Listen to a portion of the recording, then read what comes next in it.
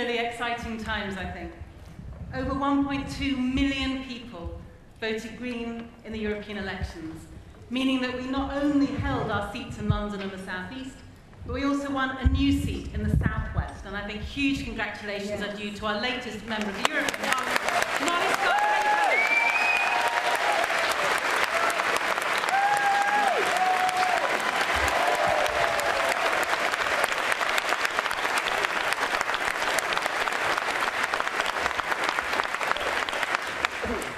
Congratulations are due closer to home as well, because here in the West Midlands, the Greens have achieved some brilliant successes, with 25 Green councillors sitting on 10 councils in the region, and where we now form the official opposition in Solihull. So congratulations to all.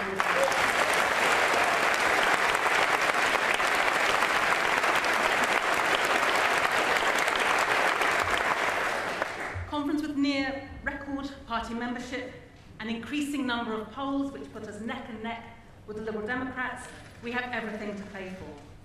And so it is a huge pleasure and privilege, as always, to have the opportunity to say a few words. And such a contrast to my duties speaking in Parliament. It's not just the audience that's different, though I'm assuming that George Osborne isn't somewhere up the back there. After 4 years at Westminster, people often come up to me and they say, have you got used to it yet? Used to it? The weird and wonderful traditions that make it a cross between Hogwarts and a Gilbert and Sullivan comic opera. The barracking and routine dishonesty. The way the lobbyists for the energy companies and arm companies swan around knowing that they've more or less bought the place. I can reassure the conference that I have not got used to it.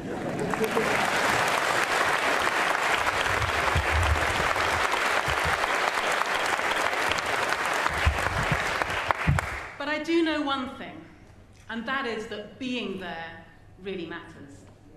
So what I want to speak about today, very briefly and very specifically, is the importance of keeping our seat in Parliament, because it is the Green Party which is the true opposition at Westminster. Conference, I want to take you back to election night 2010, a night that I, for one, will never forget. A night that was the culmination of what had been the closest election for a generation, in the midst of the worst recession since the war, and after people's faith in politics had been trampled into the mud of the expenses scandal. Not the best time to come to people and ask them to take a risk and put their trust in a new kind of politics. But we asked people to do just that. And in a drafty conference hall in Brighton, at around 6 o'clock in the morning on the 7th of May 2010, we got their answer. And it was one that gave hope to communities up and down the country. Because conference, it was an amazing achievement. Not just a moment when one MP out of 650 is elected, but when a whole political party takes for the first time its rightful place in Parliament.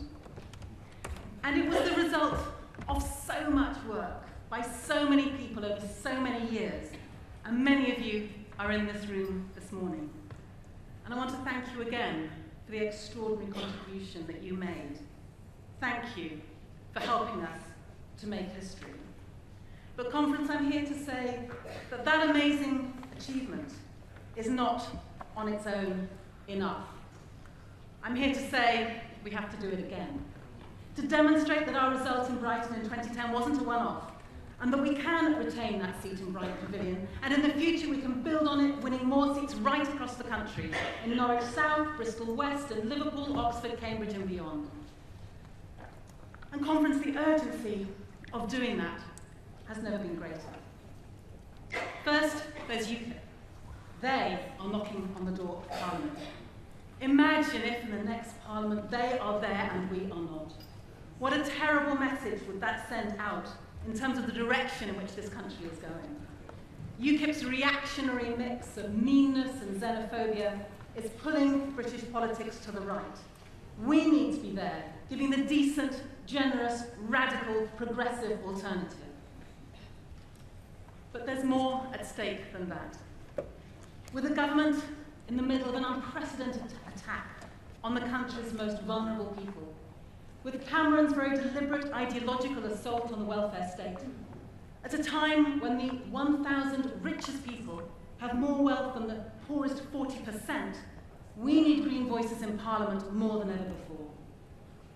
With the days of husky hugging long over, when the government now talks openly of getting rid of green crap, offering tax breaks for fracking, boasting of getting every last drop of oil from the North Sea, even as climate change accelerates, the promotion of green alternatives has never been more pressing.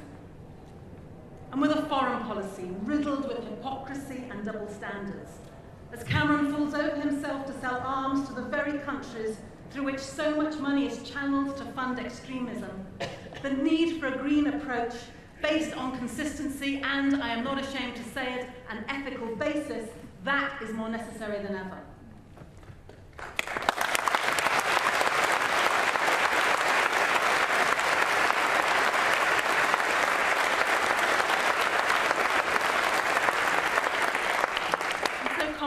The case I want to make this morning might sound audacious, but the evidence is there to show it is true, that the real opposition to this government's swinging, myopic, counterproductive and downright dangerous agenda is not coming from the Labour Party, it is coming from the Green Party, not in numbers of MPs, but in our ideas and in the courage of our convictions.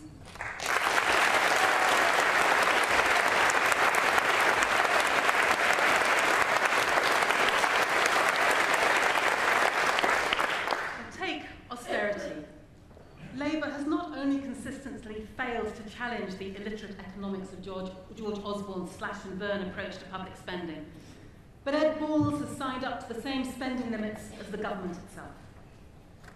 We're spending £100 billion on Trident replacement. Well, Labour, you'll be relieved to know, will discuss it. Fracking? Well, Labour won't oppose it, they'll just regulate it ever so slightly more. When it comes to nuclear power, which voices are saying that nuclear is uneconomic, unsafe and unnecessary and promoting cleaner, greener energy alternatives? When it comes to challenging the unaccountability of free schools and academies, the asset stripping of the NHS, the vilification of those on welfare as scoundrels and frauds, where is the fight back? Conference on all of these vital issues. It is the Green Party which is the true opposition in Parliament. Secret courts as part of the Justice and Security Bill, Labour refused to oppose it. On the appalling immigration bill, they abstained. They supported workfare sanctions, even though it's cruel and retrospective legislation. And just a few months ago, having criticised the fact that the data retention bill was being railroaded through the House of Commons in just 24 hours, a bill that would allow blanket surveillance of telecommunications data, well, they went ahead and voted for it anyway. Conference even on the issue of bringing the railways back into public ownership, a hugely popular policy with the public, one that makes clear economic as well as environmental sense, Labour has flunked it. They're not proposing bringing rail back into public ownership, but instead a tortuous system whereby a public company will be allowed to bid against the private companies, which is a proposal which completely fails to attack the fragmentation and costly bureaucracy that is at the heart of the problem of rail privatisation. And that's why I'm pleased to tell you, Conference, that my private member's bill to bring rail back into public ownership is due its second reading next month.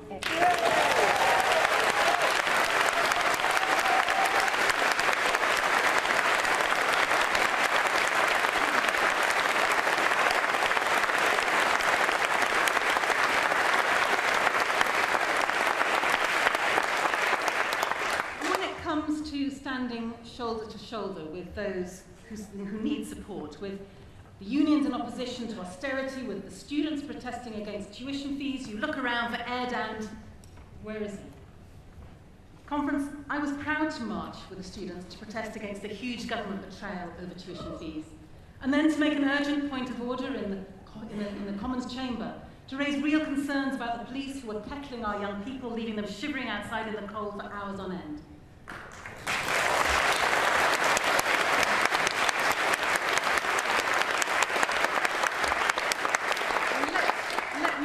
You though what Ed said about it to the BBC Radio 4 Today programme the following morning. He said, I said I was going to go and talk to them at some point. I was tempted to go out and talk to them. And asked why he had not, he explained, I think I was doing something else actually. Conference, there you have it. From calling to an end to arms sales to Israel, to championing the Robin Hood tax, from campaigning for rent controls and more affordable housing, to standing up for a genuinely public national health service. It is the Greens who are taking the fight to government.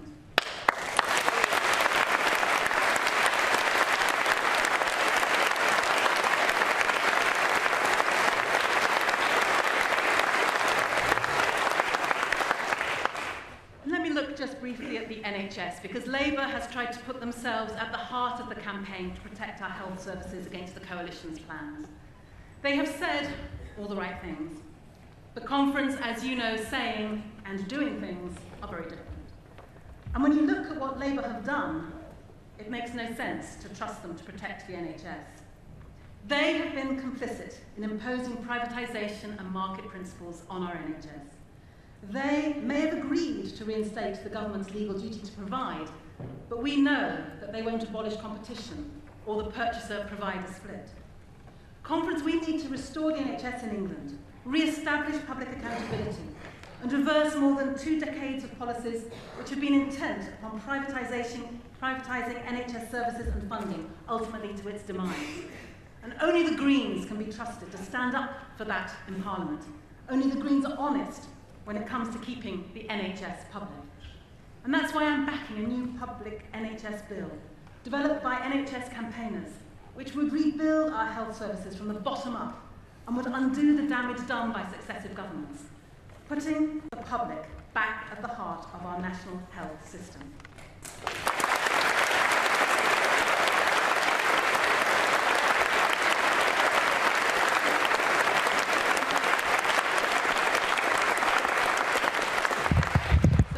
NHS, as on so much else, the truth is Labour just don't have what it takes to form a real opposition, to take on the establishment. The Tories have David Cameron and George Osborne, and whatever we might think about their policies or their values, they are professionals to their fingertips, and they're working hard for their clients, the bank owners, the big landowners, the multinationals. And Labour have Ed. No contest. But it's because we offer a better alternative that Labour is spending its time trying to kick us off the pitch. Ed Miliband has us in the top 20 hit lists of target seats. Not Cameron, not Osborne. No, he wants to spend the extra cash on fighting us, particularly in Brighton Pavilion. So we have 2 fights on our hands, one against the Conservatives and their Lib Dem accomplices, and one against Labour. But things are very different from the way they were in 2010. The fight to form the next government will be even closer than that. And we can do it again, but it will be even harder this time. And we can only do it in Brighton Pavilion with your help. And one other thing is different this time. Last time, in 2010, we were chasing a dream. Now we have a huge responsibility on our shoulders. But we also know what a huge difference we can make. In 2010, I said that it showed that in politics, if you trust the people, you can stick to your principles and still get elected. Conference together in 2015, we're going to have to do the same, and we will. Thank you.